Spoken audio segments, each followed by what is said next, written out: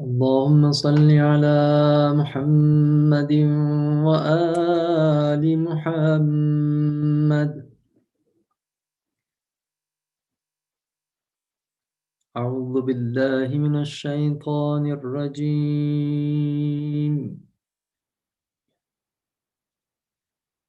بسم الله الرحمن الرحيم.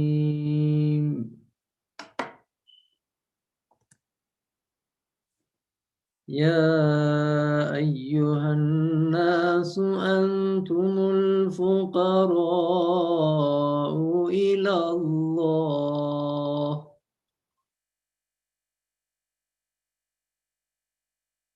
والله هو الغني الحميد.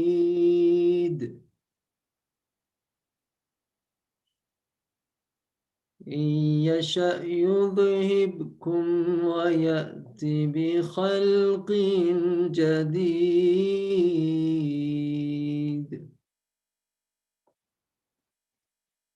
وما ذلك على الله بعزيز.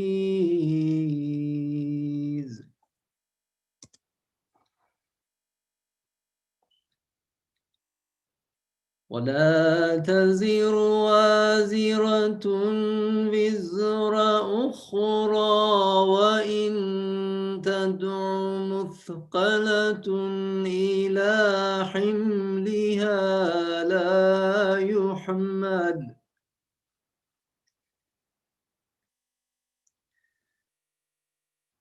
لا يحمل منه شيء ولو كان ذا قربى. إنما تنذر الذين يخشون ربهم بالغيب وأقاموا الصلاة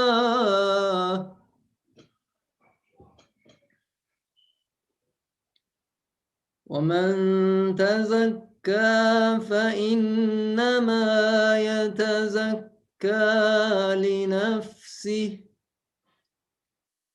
وإلى الله المصير.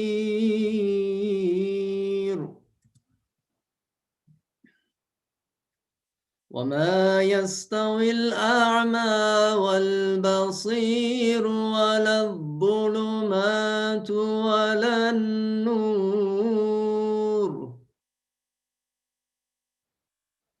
ولا الظل ولا الحرور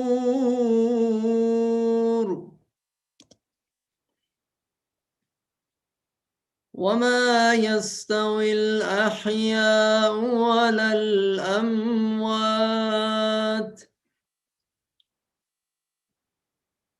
إن الله يسمع من يشاء وما أنت بمسمع من في القبور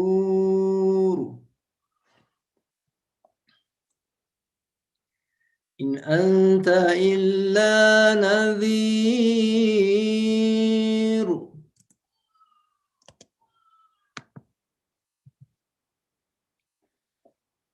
إنا أرسلناك بالحق بشيرا ونذيرا وإن من أمة إلا خلا فيها نذير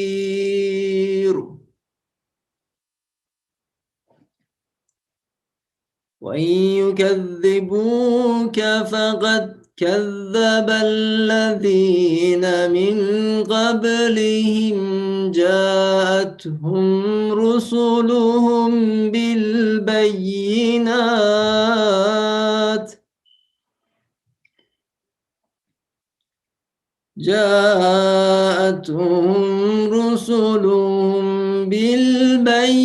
بالبينات وبالزبر وبالكتاب المنير.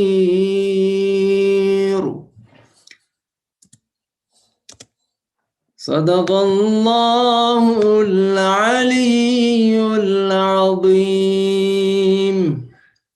اللهم صل على محمد وآل محمد وعجل فرجهم. أعوذ بالله من الشيطان الرجيم. بسم الله الرحمن الرحيم. الحمد لله رب العالمين، والصلاة والسلام على أشرف الأنبياء والمرسلين، شفيع المذنبين، حبيب إله العالمين، خاتم الأنبياء والمرسلين، أبي القاسم محمد. اللهم صل على محمد وآل محمد. قال الله الحكيم في كتابه الكريم وهو أصدق الصادقين: إنما المؤمنون إخوة فأصلحوا بين أخويكم واتقوا الله لعلكم ترحمون. صدق الله العلي العظيم. أما بعد, dear brothers and sisters in Islam, Assalamu alaikum wa rahmatullahi wa barakatuh. Inshallah, we are reaching you in a good state, spiritually, physically, and mentally in these unprecedented times. We began a conversation some weeks ago on social ethics in the Quran. Inshallah, we will continue that this evening. It will be the 5th session that we are discussing this. And we began with the looking at Surah Hujurat. We said that Surah Hujurat is the surah in the Quran that from beginning till end is referring and referencing social ethics. Of course, there's other places in the Quran, other verses, and inshallah in future weeks we will look at those verses as well, but this surah is exclusively dedicated to this topic. So we're now arriving at ayah number 9 and 10 of Surah Hujurat, which says, أعوذ بالله من الشيطان الرجيم وإن طائفتان من المؤمنين اقتتلوا فأصلحوا بينهما فإن بغت إحداهما على الأخرى فقاتلوا التي تبغي حتى تفيء إلى أمر الله. Here it is speaking about conflict between mu'mineen, between believers. In previous weeks, we talked about what happens if there is transactions between people, or if somebody brings news, how do we know what is real news and false news? How do we verify it, right? It's talking about all the different things that can come up in a community. And obviously, conflict is one of those items that we can expect will come up in a community. So how do we address conflict as believers if it comes up in the community? First of all, the Quran is giving an obligation to the mu'mineen in the community to resolve the conflict. You cannot turn your face and say, I don't see this conflict, I don't care for this conflict. I didn't initiate it, so therefore it's not my business. Right? This is not the Islamic approach. Islam is making it your business. According to the ulama, it is wajib kifai if there is a conflict between mu'mineen. Of course, if it is within practical and logistical possibility, right? If there's a conflict amongst mu'mineen in Pakistan, perhaps there's not much I can do there, right? If there's a conflict between mu'mineen and the community here in Denver, then it is more likely going to become my responsibility, right? Islam is speaking in terms of taklif, right? Wajib kifai. The ulama are saying that if something happens, somebody in the community has to go and resolve it. If they do it, then it's not on my shoulders anymore. But if no one is doing it, it remains on all of our shoulders to resolve a conflict if it comes about between our brothers, right? And Islam has devised a very organic process for resolving and finding solutions to conflicts. In other makatib, other schools of thought, for example, you will see that this is the prerogative of priests, for example, or the Pope, or somebody with office, that they are the only ones who can do this. In our current liberal secular society, oftentimes this is the prerogative of judges and certain counselors that can only do this, right? There isn't much in the way of the elderly in the community, the respected individuals in the community who have a role to play. In Islam, there's a very organic, community-based, communal process for restoring conflicts. And the basis of this, why is it that it is my responsibility? We see in the next ayah, it says, إِنَّمَا الْمُؤْمِنُونَ إِخْوَةٌ فَأَصْلِحُوا بَيْنَ أَخَوَيْكُمْ. That believers are to one another like brothers. This is why we are responsible toward one another. If there was a conflict in your family amongst siblings, would you take it outside of the family? Would you bring other people that you would want to speak to it about? Or would you first do everything that you can to resolve it? Or would you just let it go and say, this isn't my business, I'm not part of it, my two siblings are fighting and it's not my business? No, it would hurt you, it would ache you, you would feel responsible. You would feel like something is in jeopardy, that you have to go and resolve the conflict. So Islam is saying that because you are brothers, faslahu baina akhawaykum, right? So the premise is innama al-mu'minuna ikhwa, that the believers are brothers toward one another. Therefore, you go and bring peace. You may bring resolution to conflict between your brothers. Wattaqullah, be mindful of Allah subhanahu wa ta'ala. Perhaps Allah will have mercy upon you as well. So what is the foundation? What is the basis, the sabab and nuzul of these verses? What occurred historically that these verses came about? According to some of us sitting, the reason why we have these verses has to do with Aus and Khazraj. Right? If you recall, before Islam, during the time of Jahiliyyah, Aus and Khazraj are the two big tribes that are warring with one another for decades. And then when Islam comes about, Rasulullah brings an end to these wars. And these people start to come toward Islam, especially after particular events where they come to Islam, afwaja, right? One after the other, people are coming to Islam. Eventually, Aus and Khazraj, they come to Islam, but there are some animosities, some feelings that are between people. And so some of the Mufassirin say that something had come up again between Aus and Khazraj. Others say that there was a conflict between two individuals, not two tribes, two individuals from amongst the Ansar. Remember in early Islamic history, after the Madani period, we have the two prominent groups, the Muhajirin and the Ansar. And so here it is saying that it is the people from the Ansar who have different tribal affiliations, right? So if you break the Ansar down, they still have different tribal affiliations. So there's a conflict between them, and the mu'mineen have to come and try to resolve that conflict.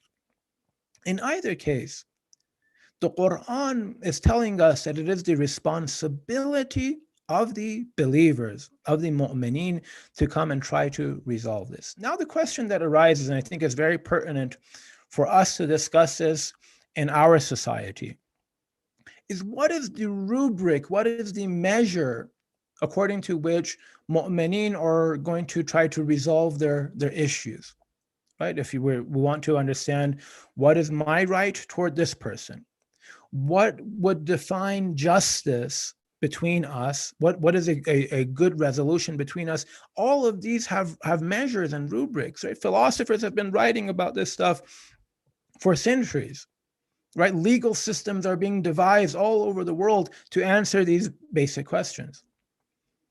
So the question for you and I is, do we go and resort to the measures, the rubric that people like John Locke and John Stuart Mill and Immanuel Kant and these guys came up with?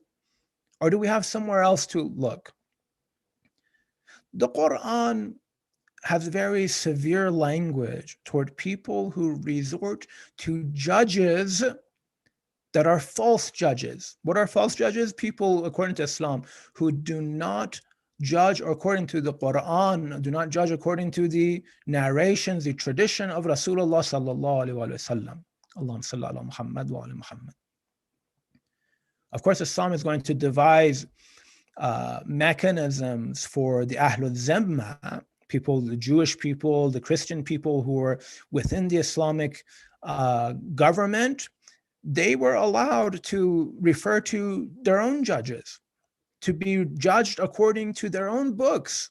Right? This is the system that Islam set up for them. If two Christians have a conflict with one another in Islamic society, they can go and refer to a Christian judge that can speak to them of the legal ramifications and so forth. But for Muslims, what does the Quran say about us referring to these judges outside of the Quran and Sunnah? In Surah Ma'idah, we have a verse, أعوذ بالله من الشيطان الرجيم, ألم ترى إلى الذين يزعمون أنهم, those people who claim, يزعمون أنهم آمنوا بما أنزل إليك, they claim that they believe in the revelation that you, Rasulullah, have received. They claim they believe in the revelation of the previous prophets. Already the Quran is using very severe language with reference to these kinds of people. It could have said that, these people are from the within the folds of the Islamic community, right? These aren't people coming from the outside. It could have referred to them as mu'mineen. You and I know that the historical narrations that try to make the Sahaba like, angels with wings who were walking, across this earth is false. Amongst the Sahaba, there were all kinds of people. There were the best of people and there were the worst of them. There was people amongst the Sahaba who, according to the Quran itself, were munafiqeen, including these people. The Quran is going to refer to them as munafiqeen, these people who refer to أن يتحاكموا إلى الطاغوت. They're going to have judgment passed upon them according to the laws of Taghut, according to a rubric that is not the rubric of Quran and Hadith. Now, this is pertinent to our society. In further verses, it's going to refer to these people as munafiqeen. They don't really believe in the authority of Allah and the Messenger of Allah. They believe in the authority of John Locke, of these Enlightenment thinkers. Now, this isn't to be misinterpreted as saying, we don't follow the law or something of that nature, right? That's not what we're talking about. It is the obligation of every believer, especially us as Shia who refer to our Maraja. It is our obligation to be law-abiding citizens in every society. But law-abiding doesn't mean that we take everything and refer it to the court of law. That if I have a problem with you, I'm going to take you and sue you in this court of law. Islam is saying, no, go a different route, right? This Surah Hujurat is talking about social ethics. It's getting into the nitty-gritty, the things, the transactions that you and I have with one another, the possibilities of conflict that are going to come up amongst us. It is teaching us how to address that. So what is the solution? If we can't do that, if Islam is saying you shouldn't take your affairs outside, right? Remember, it says, إِنَّمَا الْمُؤْمِنُونَ إِخْوَةٌ. The criteria that we began with is that we are brothers. If we are brothers, we want to try and solve something within the family. We don't want to go and take it outside of the family, right? That's the foundation, that's the criteria. And of course, it has many, many ramifications if we go about it this way. It is a much more organic process, if you will, that Islam is devising for the community to solve its own problems.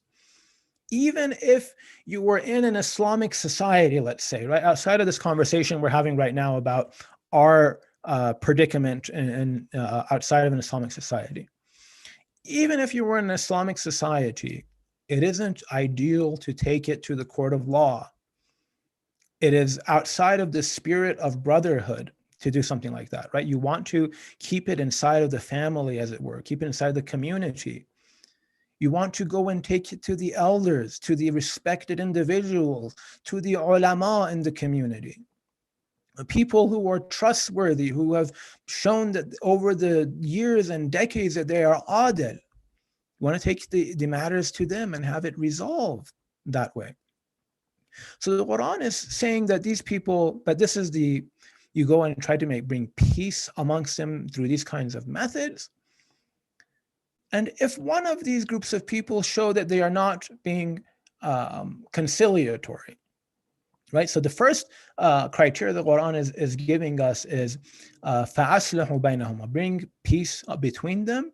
But if one of these groups is showing that they are not conciliatory, that they don't want to go forward with the process, one of them is showing that they are the oppressor, and it becomes clear that the other one is the oppressed, then you have to side with the one that is oppressed, right? This is the second scenario that it's giving us. Side with the one that is oppressed. You have to fight against the other one now. You have to take a position against the one who is clearly the oppressor. And the Quran doesn't stop there, right? It's breaking down all these different possibilities.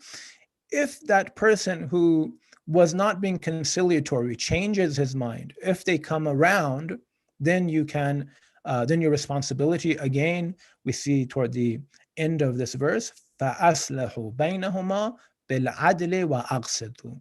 Now you have to try to bring peace amongst them, amongst these groups of people. بِالْعَدْلِ, with justice.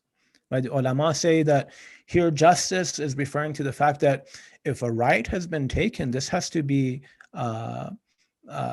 remedied. You can't just walk over it and gloss over events. Say, oh, now you just make up, hug, be peaceful with one another, and that's the end of it. If somebody owes somebody $5,000, they have to give that $5,000. Either they give it, or the person whose right has been taken, they forgive them. They say, you know what, I don't want it. I want our brotherhood. I don't need the money that you owe me. Something of that nature. You can't just gloss over it. وَأَقْسِطُوا. Aqsitu means to be fair, right? Don't be biased, right? Sometimes the problem that can happen in communities is that the person who is trying to bring peace amongst people has a horse in the game, so to speak. Right? They are trying to favor one party over the other party. So don't play favoritism either, right? So this is important in the Quran. إِنَّ اللَّهَ يُحِبُّ الْمُقْسِطِينَ. So Quran is giving us a clear rubric, a criteria for how to go about remedying our problems.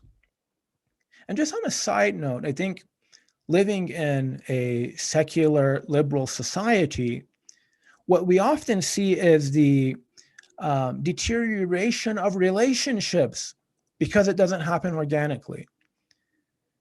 What we see is that people have artificial relationships with one another when they are doing transactions, but they're worried about lawsuits. They're worried about the legal system, about bureaucracy, right? The reach of bureaucracy into human life has become so extensive that relationships are no longer based on brotherhood, right? That's not the foundation of relationships in these societies, even if they once were, right? The relationship is based on what the bureaucracy says. Actually, there's a very good book that I would recommend you read. It's called Why Liberalism Failed, and it's by Patrick Deneen. Right, this is a book that was published in 2019. It's making its rounds in academic circles. Everyone's read it now in the academic circles and the humanities, and it goes through all of these different reasons why liberalism has actually reduced our freedoms. Bureaucracy is reaching into our lives. We can't even resolve things on our own. We have to go to the court of law. Everything has to be done through the government. Right? This is not what Islam wants for us. The smallest infraction is done through governmental procedures rather than community procedures. Right? If anyone who's been to Islamic societies, who's grown up there or who spent significant time there, knows that if there are infractions, if somebody does something wrong, there's so many ways to resolve it before you take it to the justice system. Right? People go to the masjid, they sit with the elderly, people who have respect in the community, they talk it over. Very organic, community-driven process rather than a bureaucratic governmental procedure. Right? This is what Islam is trying to devise for us. Actually, there's an interesting event happened some years ago in Dearborn, Michigan. As you're aware, this is where a lot of the Shia Muslim community in this country is. And there are some young guys from the Shia community. They walk into a gas station and they are shoplifting, right? They're slipping in, a Skittles and Snickers bar, and they're throwing in their pockets and walking out of the gas station without paying for it. They get caught, and there's a police officer who comes and he arrests them, he cuffs them, throws them in the back of the car, and he asks them a few questions. He's like, were you guys from Dearborn? And they say, yeah. Do you go to a community? They say, yes, we go to this masjid in Dearborn. This police officer, who's not a Muslim himself, he decides, instead of writing them up and taking them to prison, he's going to drive by the masjid that they belong to, right? It's after Zohr and Asr have just been prayed, so he knows there's people there. He takes them to the masjid, and he walks over to the imam of the masjid, and he says, these young guys went to, the gas station, the 7-Eleven, whatever it was, and they were shoplifting. What do we do about it? The imam of the masjid chastises them. Shame on you. You've brought shame to our community. You've embarrassed us. There's this very organic process that takes place. And these young men are so affected that they are now telling the story themselves. That this was much more transformative than if they were, written up and thrown into the criminal justice system and served time and all of these possibilities that awaited them. Have a criminal record for the rest of their lives.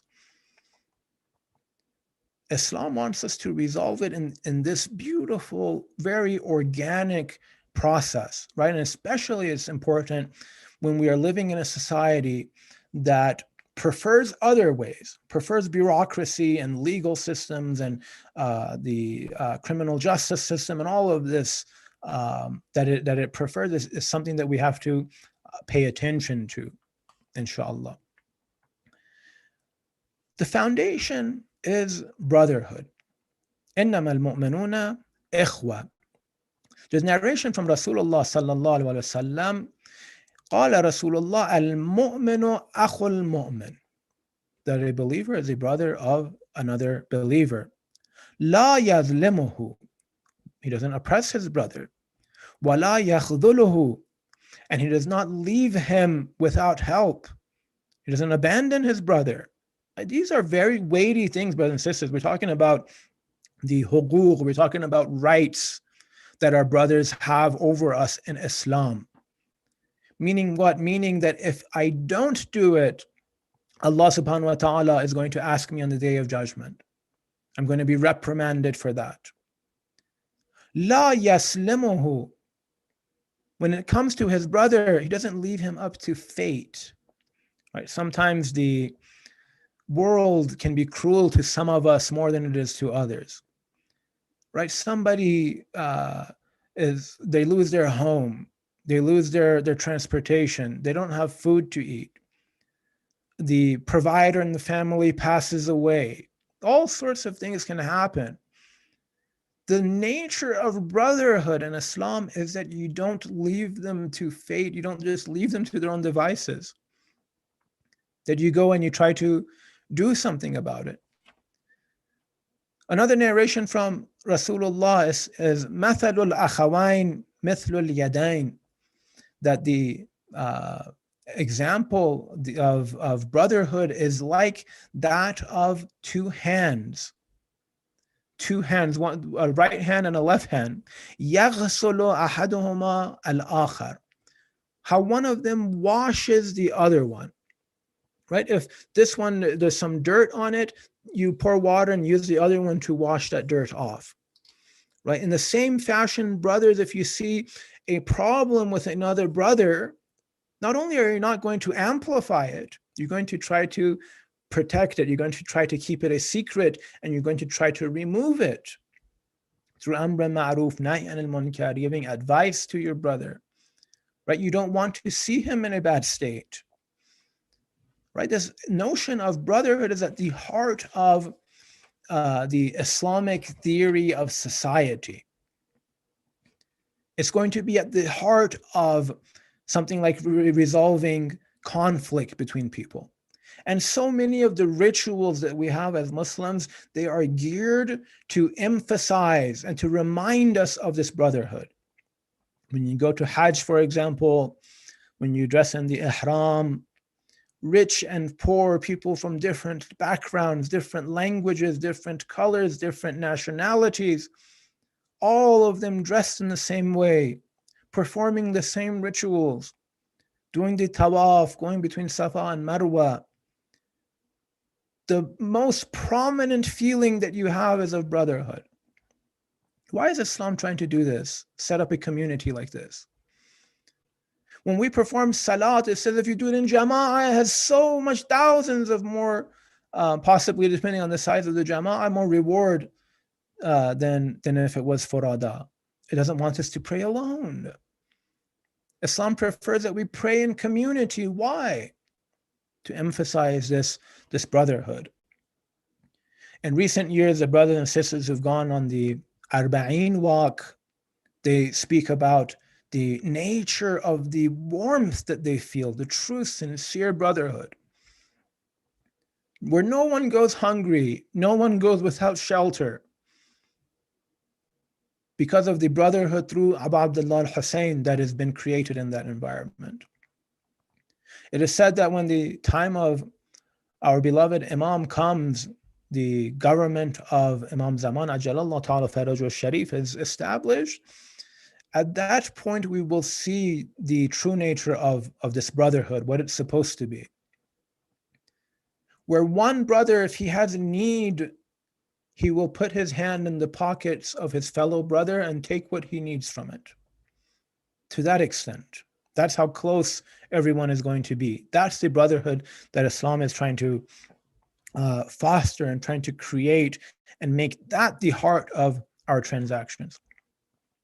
Imam Sadiq alayhi salam says, Al-mu'minu akh al-mu'min, the mu'min is the brother of the mu'min, kal-jasad al-wahid, and they are like one body.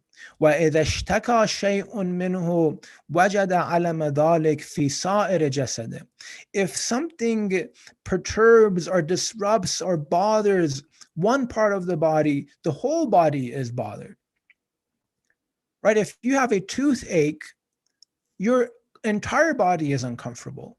You're completely uncomfortable. It's the same thing with Muslims. In fact, if it's not that way, then Rasulullah says, then you are not from me. If what is happening in Syria and in Yemen and in Afghanistan, all over the places, what's happening to believers here, if it doesn't affect you, if you don't care to be involved, then Rasulullah says, you're not from me. Right? This is very serious, heavy stuff for you and I, brothers and sisters, to think about. And Imam Sadiq, he says, وَأَرْوَاحُهُمَا مِنْ رُوحٍ وَاحِدٍ. He goes further, he says, even their souls are from one soul. Right? That this is not just words, there's a basis, there's a foundation for this brotherhood. On a very spiritual level, their soul is from one soul. May Allah forgive us for some of our modern arrangements for practical or logistical reasons or what have you. Sometimes there are things that are happening to people in our own community and we have no idea about it. This isn't right. These kinds of things have to be remedied. We have to figure out how to reestablish this brotherhood that Rasulullah intended for us, that Islam intended for us. For logistical or practical reasons, one person is living in this neighborhood, one person is living in that neighborhood. where the ideal that Islam has intended for us is that we are centered around a masjid and we are in the same neighborhoods and we have transactions and interactions with one another on a daily basis, that we are involved in one another's lives. Right? This is the kind of community that Islam intends for us. Now we're in this society, we have to look at neighborhood schooling, pricing, logistics. All of this has forced us in some ways. But we also need to make effort to the extent that we can to try to remedy these distances, to come and try to be centered around a masjid as much as we can. And of course, we're in the middle of a pandemic, having a digital gathering as we are speaking about this stuff.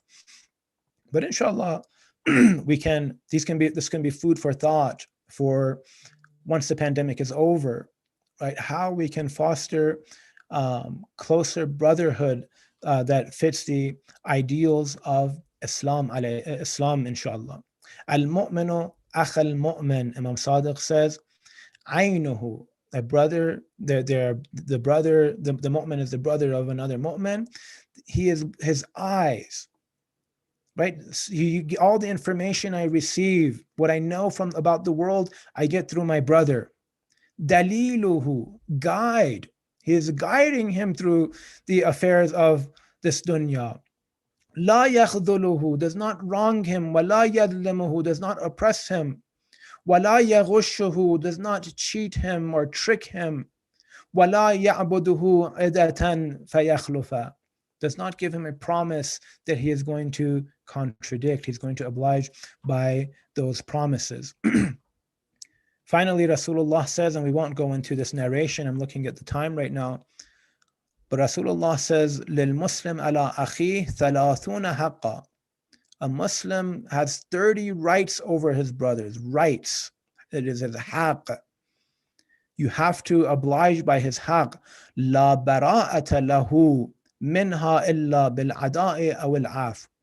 And this is not going to be removed unless you give him his rights or he forgives it upon you. He says, I don't want it. It is a right. There are 30 rights, and we're not going to enumerate them here.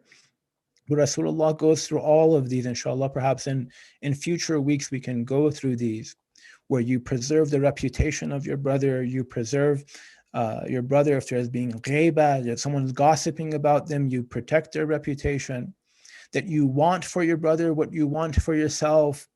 You want to remove what from your brother, what you want to remove for yourself. Right, so Surah Hujarat, right now we arrived at ayah 9 and 10, that is talking about resolving conflict on the foundation of brotherhood, inshallah. نسألك اللهم وندعوك باسمك العظيم العظم يا الله يا الله يا الله يا الله يا الله يا الله يا الله يا الله يا الله يا الله. اللهم اغفر لوالدينا ولوالدي والدينا وارحم موتانا واغفر ذنوبنا واستر عيوبنا وانصر إخواننا المسلمين واحفظ قائدنا وعجل لفرج مولانا صاحب الزمان. السلام عليكم ورحمة الله وبركاته.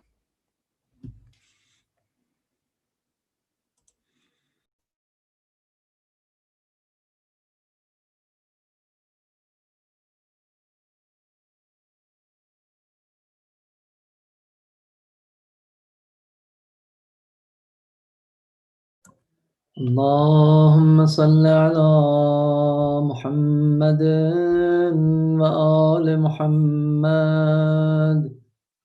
بسم الله الرحمن الرحيم.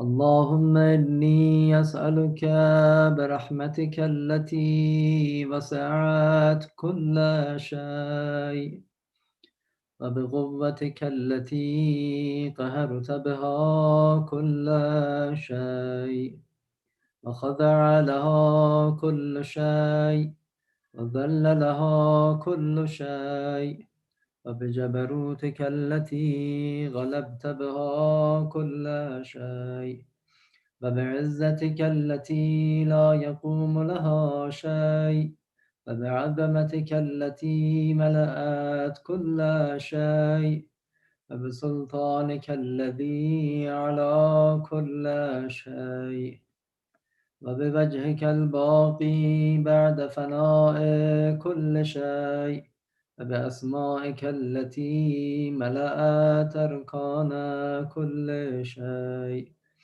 وبعلمك الذي أحاط بكل شيء وبنور وجهك الذي أضاء له كل شيء يا نور يا قدوس يا نور يا قدوس يا أول الأولين ويا آخر الآخرين اللهم اغفر لي الذنوب التي تهتك العصام اللهم اغفر لي الذنوب التي تنزل النقام اللهم اغفر لي الذنوب التي تغير النعم اللهم اغفر لي الذنوب التي تحبس الدعاء اللهم اغفر لي الذنوب التي تنزل البلاء اللهم اغفر لي كل ذنب أذنبته وكل خطيئة أخطأتها اللهم إني أتقرب إليك بذكرك وأستشفع بك إلى نفسك وأسألك بجودك أن تدنيني من قربك وأن توزعني شكرك وأن تلهمني ذكرك اللهم إني أسألك سؤال خاضع متذلل خاشع أن تسامحني وترحمني وتجعلني بقسمك راضيا قانعا وفي جميع الأحوال متواضعا اللهم وأسألك سؤال من اشتدت فاقته وأنزل بك عند الشدائد حاجته وعظم فيما عندك رغبته اللهم عظم سلطانك وعلى مكانك وخفي مكرك وظهر أمرك وغلب قهرك وجرت قدرتك ولا يمكن الفرار من حكومتك اللهم لا أجد لذنوبي غافرا ولا لقبائحي ساترا ولا لشيء من عملي القبيح بالحسن مبدلا غيرك لا إله إلا أنت سبحانك وبحمدك ظلمت نفسي وتجرأت بجهلي وسكنت إلى قديم ذكرك لي ومنك علي اللهم مولاي كم من قبيح سترته وكم من فادح من البلاء أقلته وكم من عثار وقيته وكم من مكروه دفعته وكم من ثناء جميل لست أهلا له نشرته اللهم عظم بلائي وأفرت بي سوء حالي وقصرت بي أعمالي وقعدت بي أغلالي وحبسني عن نفعي بعد أملي وخدعتني الدنيا بغرورها ونفسي بجنايتها ومثالي يا سيدي فأسألك بعزتك ألا يحجب عنك دعائي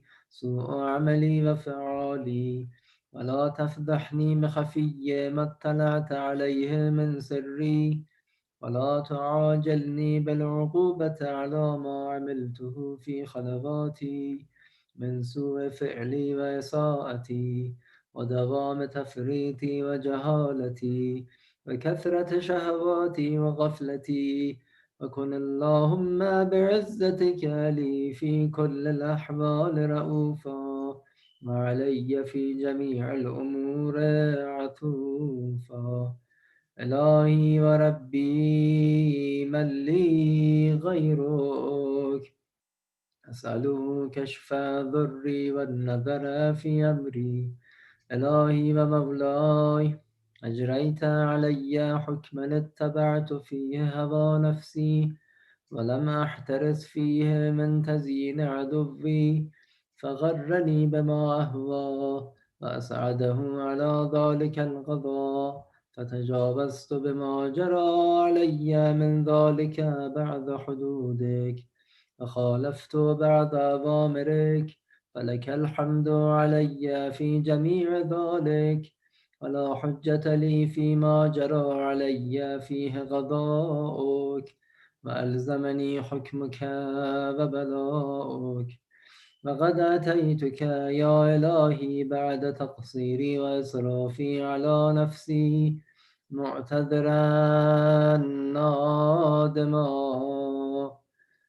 منكسرا مستقيلا، مستغفرا منيبا مقرا مذعنا معترفا، لا أجد مفرا مما كان مني، ولا مفزعا أتوجه إليه في أمري غير قبولك عذري، وإدخالك إياي في سعة رحمتك.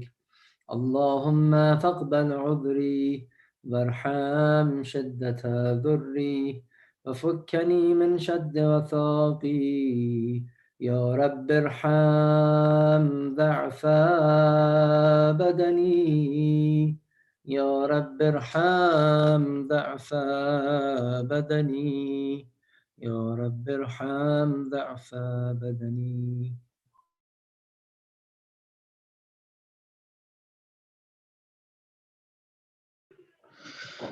يا رب ارحم ضعف بدني ورقة جلدي ودقة عظمي. يا من بدا خلقي وذكري وتربيتي وبري وتغذيتي، ابني لابتداء كرمك وصالف برك بي. يا إلهي وسيدي وربي، أتراك معذبي بنارك بعد توحيدك، وبعد ما انتوى عليه قلبي من معرفتك، ولهج به لساني من ذكرك، واعتقده ضميري من حبك، وبعد صدق اعترافي ودعائي خاضعا لربوبيتك.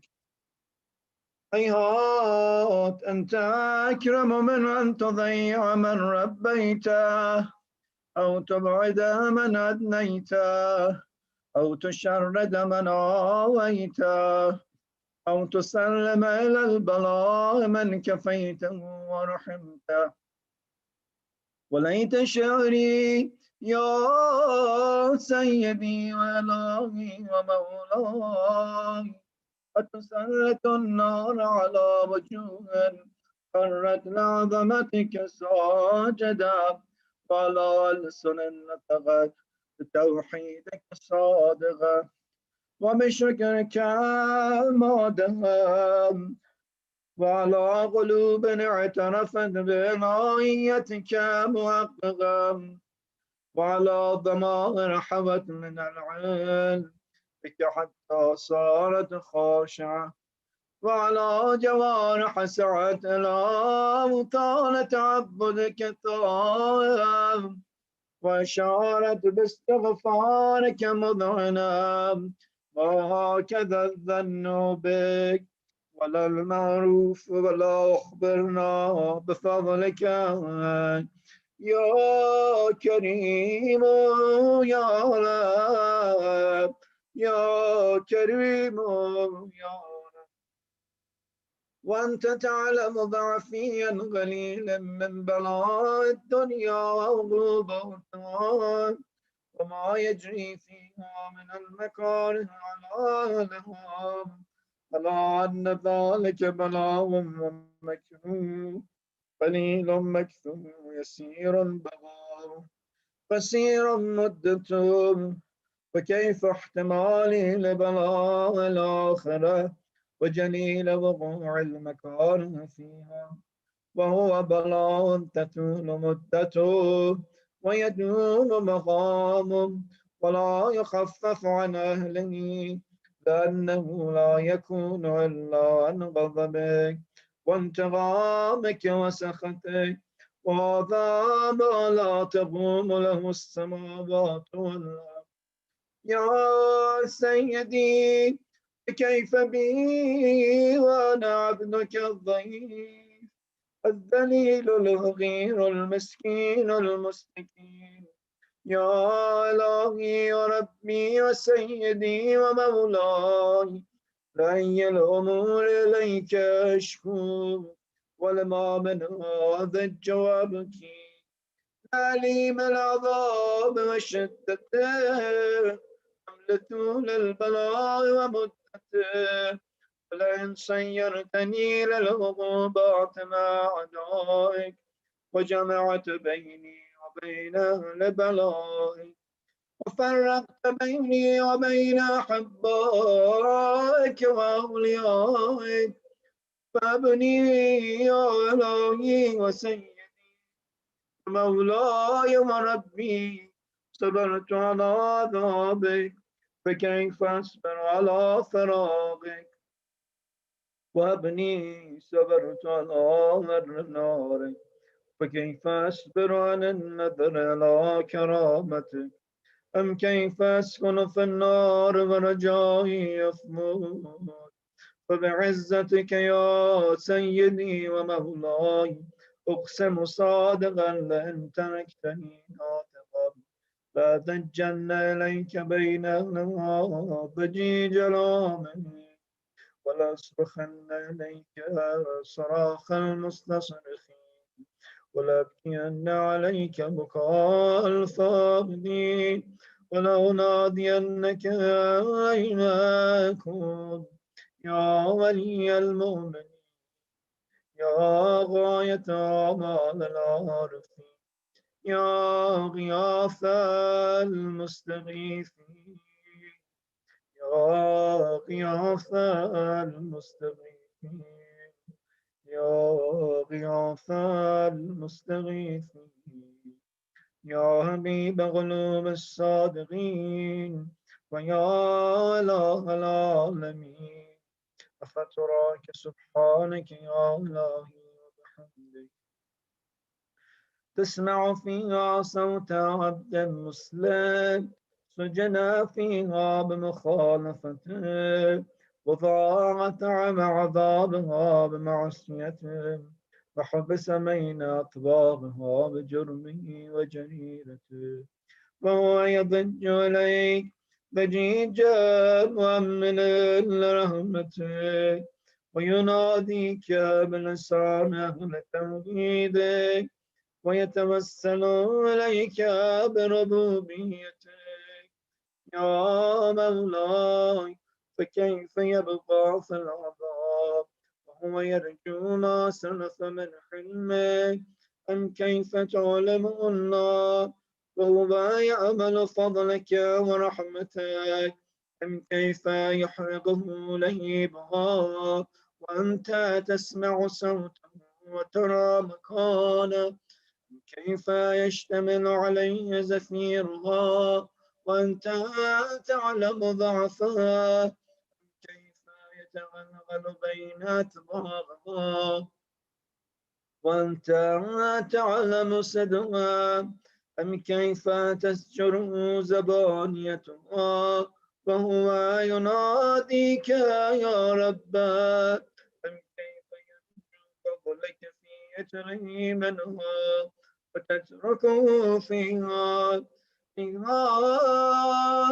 ما ذلك الظن بك ولا المعروف من فضلك ولا مشبه لما عملت من الموحدين من برك وإحسانك، فباليقين أقتل أولاد ما حكمت به من تعذيب جاهدي، وقضيت به من إخلاد ماندي، فجعلت النار كلها بردا وسلاما، وما كان لوحة فيها مغرا ولا مغاما، لكنك تقدست اسماك، أقسمت أن تملأها من الكافرين من الجنة والناس أجمعين، وأن تخلد فيها المعاندين، وأنت جل ثناؤك قلت مبتدعا،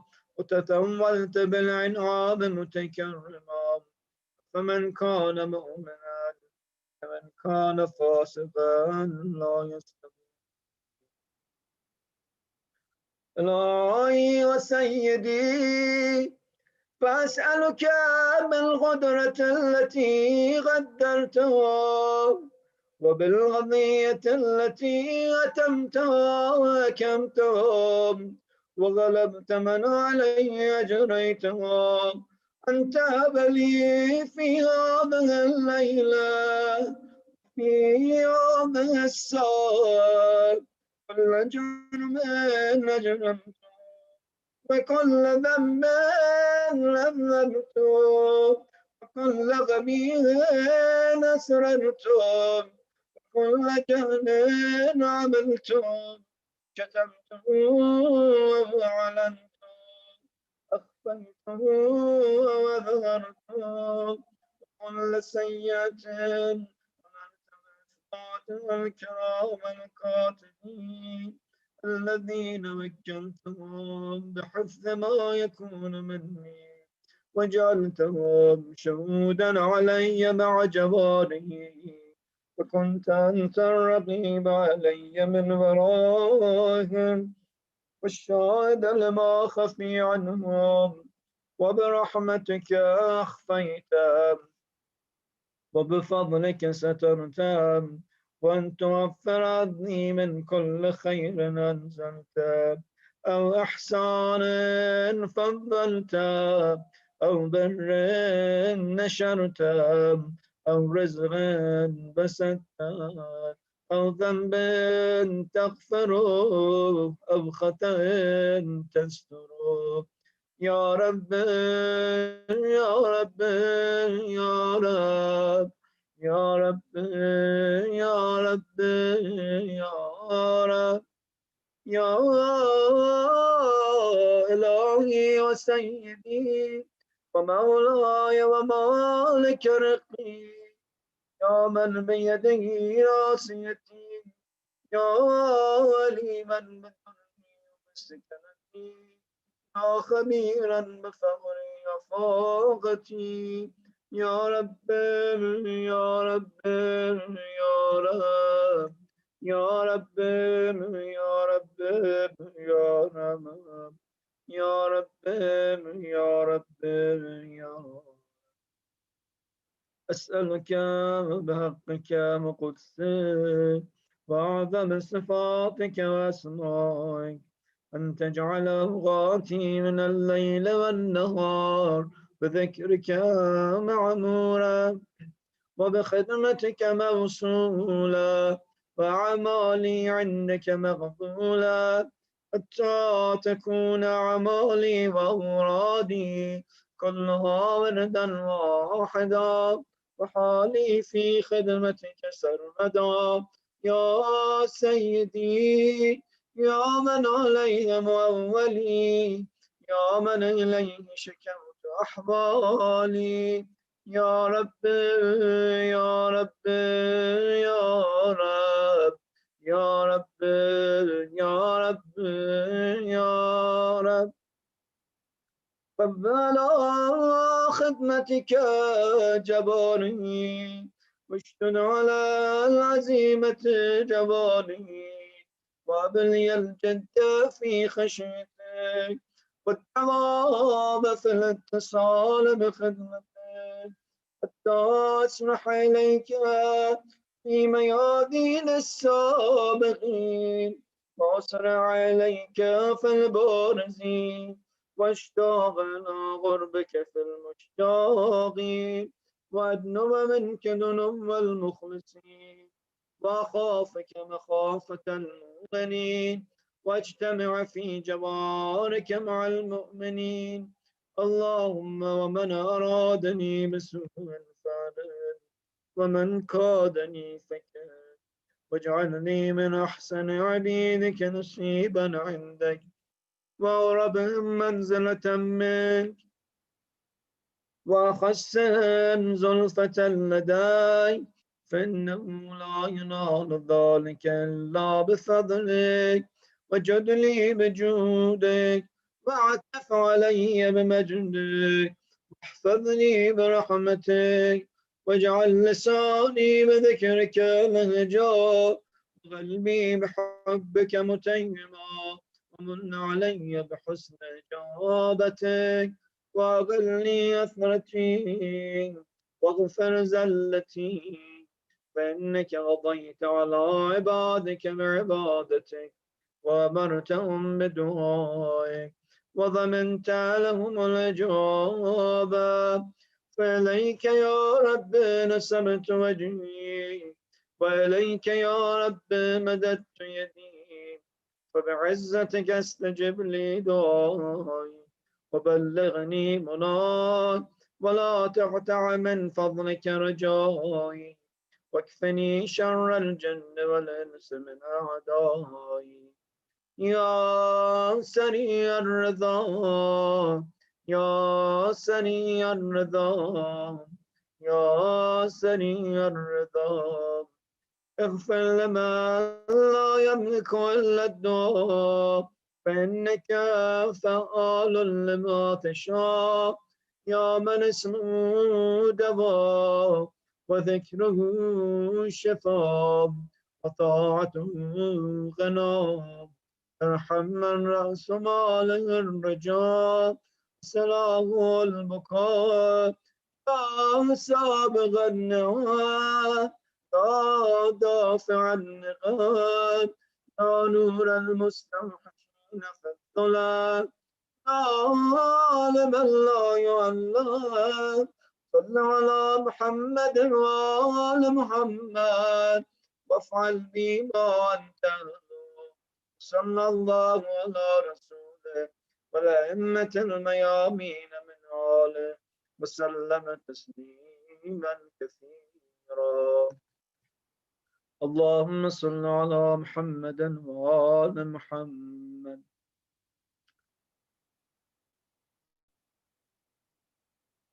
زيارة آقا أبو عبد الله الحسين عليه السلام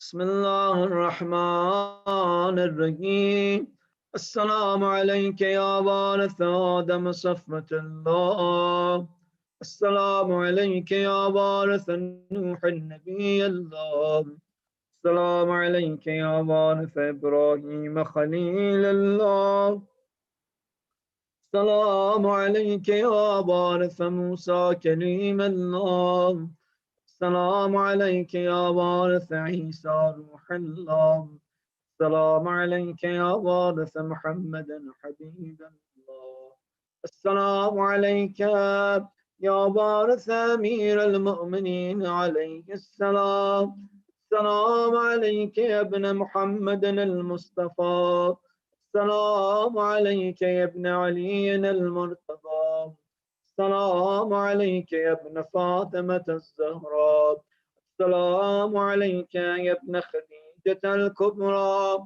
السلام عليك يا ثار الله ابن ثور والبكر الموجود أشهد أنك قد أقمت الصلاة وآتيت الزكاة وأمرت بالمعروف ونهيت عن المنكر وأطعت الله ورسوله حتى أتاك اليقين ولعن الله أمة قتلت ولعن الله أمة سمعت ظلمت ولعن الله أمة سمعت بذلك فرضيت به يا مولاي يا أبا عبد الله أشهد أنك كنت نورا في الأسراب الشامخة والأرهاب المطهرة تنجسك الجاهلية بأنجاسها ولم تلبسك من مظلمات ثيابها واشهد أنك من دعائم الدين وأركان المؤمنين واشهد أنك الإمام البر التقي الرضي الزكي الهادي المهدي واشهد أن الأئمة من فضلك كلمة التقوى وأعلام الهدى والعروة الوثقى والوجة على أهل الدنيا واشهد الله وملائكته وأنبياءه ورسله بكم مؤمن وبيابكم موغن شرائع ديني وخواتيم عملي وقلبي لقلبكم سلام وأمري لأمركم متبع صلوات الله عليكم وعلى أرواحكم وعلى أجسامكم وعلى أجسامكم وعلى شاهدكم وعلى غائبكم وعلى ظاهركم وعلى باطنكم أبي أنت وأمي يا ابن رسول الله بأبي أنت وأمي يا أبا عبد الله لقد عظمت الرزية وجلت المصيبة بك علينا وعلى جميع أهل السماوات والأرض فلعن الله أمتان أسرجت والجمال تهيأت بغتانك يا مولاي يا أبا عبد الله أسأل الله بالشأن الذي لك عنده وبالمحل الذي لك لديه أن يصلي على محمد وآل محمد وأن يجعلني معكم في الدنيا والآخرة أعوذ بالله من الشيطان الرجيم من يجيب المضطر إذا دعاه ويكشف السوء من يجيب المضطر إذا دعاه ويكشف السوء من يجيب المضطر إذا دعاه ويكشف السوء من يجيب مضطر إذا دعاه ويكشف السوء أمن يجيب المضطر إذا دعاه ويكشف السوء رحم الله من يقرأ الفاتحة مع السلام